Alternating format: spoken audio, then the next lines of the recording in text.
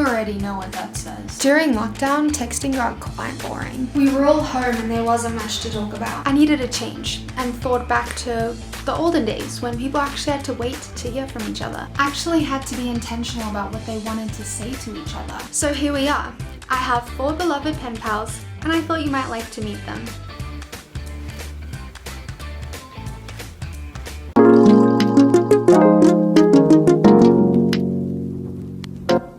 Hey guys, I hope you enjoyed the last video from the Pen Pal series and welcome to the next video of the Pen Pal series. Today I have my second special guest for you.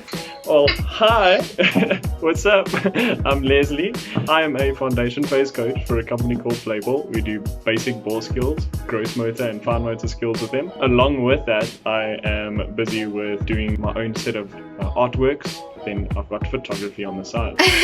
Okay, so I think it would be cool if you could tell how we know each other. So it all started through the church that we used to go to. And I was very much part of children's ministry, kids club, and also children's church, which is really cool.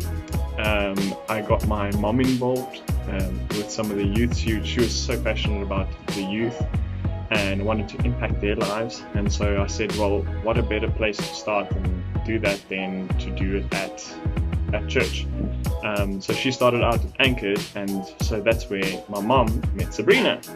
Yay! And from then, because I was running around so much during church, I didn't really chat to Sabrina. I've seen her around. My mom and Sabrina ended up chatting still here and there. Then I ended up finding Sabrina on Instagram, and then boom, there starts our journey. I saw her Instagram post and I was like, well, I like old-fashioned type things, so let's go for it. So is that why you wanted to do the email pals? Because you were like, oh, that sounds interesting and old-fashioned? Exactly, that's exactly it. I've actually asked like my grandparents, like how would you guys actually communicate? Like I know that you guys like wrote letters, like when they used to phone people, it was like they used to phone an operator and then find me this plot, you know, and then on the plot, then they would ring the plot and then that person would answer.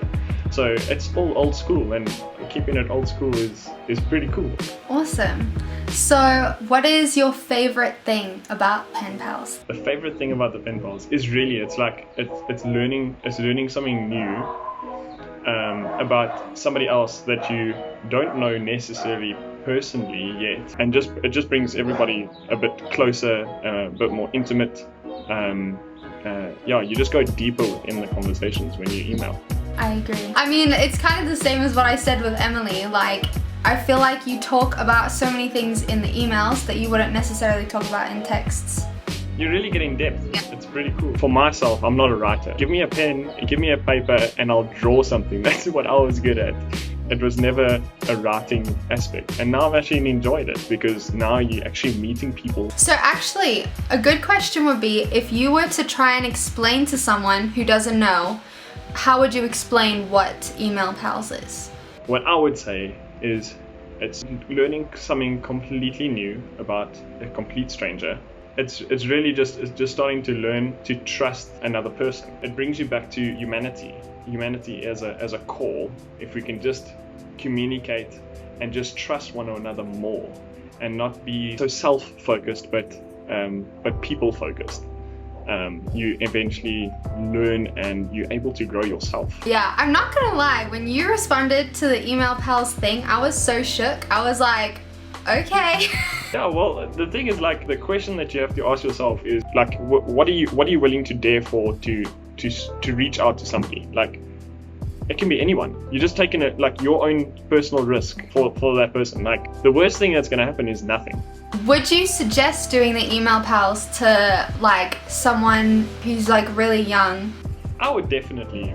Look, like I know for myself, I might not have been so vocal about how I feel and stuff like that when I was at school, dealing with like your normal school things. So I can definitely, like, it's so much easier to put, like, just express yourself in some sense to somebody that's just there to listen. And that's what a lot of us are struggling with, is that people just don't listen. They just want to talk the whole time but not listen. So definitely, absolutely. You know, I will say, because we had never really spoken before doing the email pals, I feel like high-key I was like, I don't even care, I'm just gonna say whatever I think to this person because really there's nothing to lose. Yeah, because the worst thing that will just happen is they won't reply. Like, you haven't lost anything. Exactly. In fact, you haven't replied to my last email. I did. So something Emily asked me that I love that question now is, if you could email pal with like a celebrity, who would you want to do it with? Well, the icons that were in my life was like Steve Irwin, you know, all the nature guys, like David Attenborough. He's actually got that new thing on Netflix. But then you've got like famous pilots. I love aviation. Sitting with some of those World War II veterans, you know, like the stories that they can tell you. So not necessarily celebrity, but more of like people of interest. I mean, I would still consider David Attenborough a celebrity though. Like, maybe he's not like super flashy or whatever, but so many people just love his voice. Here's a question then, like what was for you then, like the most shocking thing to hear? There's not much that's shocking so much as interesting. Like when you told me about how much you like aviation and like when you sent me your photos, like the first time you sent me any of your photos, I was like, oh my gosh, dead, I'm in love with the photos. Winning. Is there anything that you can think of with the email pals that is a little bit on the negative side? I think if you're just so into it, like if you're so into the whole email thing, then waiting for that reply, it's like, ugh, how long is this gonna take, you know? Because there's no safe boundary. Like you can take a week, you can take 2 days, you can take a whole year. Literally. I feel like it's a double whammy actually, because it's really nice that there's no pressure of like, I have to respond like they emailed me or whatever.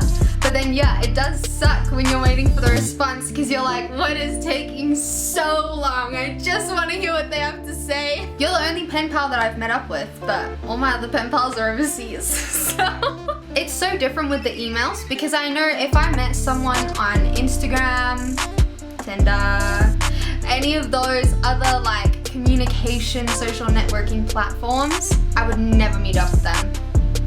Never. Yeah, because I would be like, what if they're dodgy? Like, what if this is like a 40-year-old man just sitting and pretending to be someone else, you know? With the emails, I feel like because we get into deeper topics, there's not that same like worry because it's like, if this was someone that was faking it, like I would have caught them out by now because we're just talking about way too much stuff. Yes, yeah, it's almost gone too deep into detail. So, where can people find you online? So I'm on Instagram. It's LesHarris96. That's my Instagram. But then also, which is pretty cool, my Revelation drawings. So check it out. Bye guys, I hope you enjoyed this video. And remember, if you would like an email pal, remember to comment on this video or send me a message on Instagram. I'm sure we can work something out. And yeah, I hope that this has encouraged you to do something a little bit different today. And yeah, I'll see you guys next time. Remember to like this video and subscribe to my channel because I have a lot more videos planned for you and I can't wait to see you next time. Bye! Cheers guys! Love it.